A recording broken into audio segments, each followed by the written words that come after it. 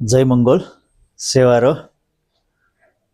दाजुभाइ दिदीबहिनीहरूप्रति अस्ति गएको पाठमा पनि मैले अलिकति यो देखाएको थिएँ हैन।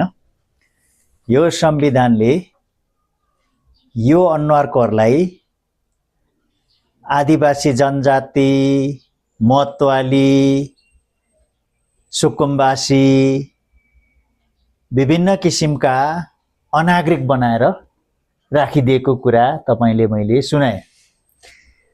अब मतवाली चाहिँ कहिले बनायो भन्नुहुन्छ भनेदेखि यो 1910 को मुलुकी ऐन जङ्गबहादुर राणाले बनाएको। अनि यो मतवालीमा चाहिँ राई, लिम्बू, गुरुङ, तामाङ, मेचे, कोचे, थारू, शेर्पा अथवा आर्य बाहेक अरूलाई पर्छ।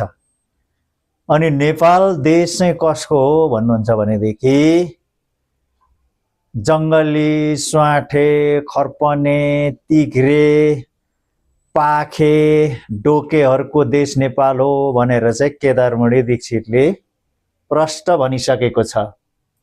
अब यो देशको मान्छेहरूलाई मूलवासी बनिनु पर्नेमा 1910 ले मतवाली बनायो।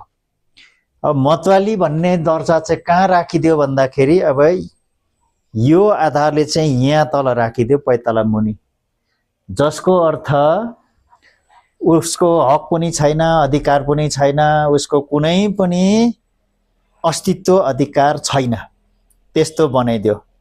त्यसले गर्दाखेरि विभिन्न सन्धि सम्झौता गरेर विदेशमा लाउरेको रूपमा पहिलो विश्वयुद्ध, दोस्रो विश्वयुद्धमा चाहिँ यो अनुहारको नेपालको मूलवासीहरूलाई चाहिँ उता बेच्यो, उता मर्नु पठायो, मरायो।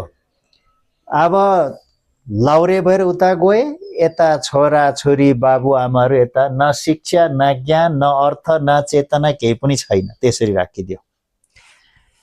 अब यही 1910 को मुलुकी ऐनमा मतवाली बनाएको मानिसहरूले चाहिँ फेरि यो वर्तमान 72 सालको संविधानमा चाहिँ धारा 84 उपधारा 2 मा चाहिँ आदिवासी जनजाति बनायो।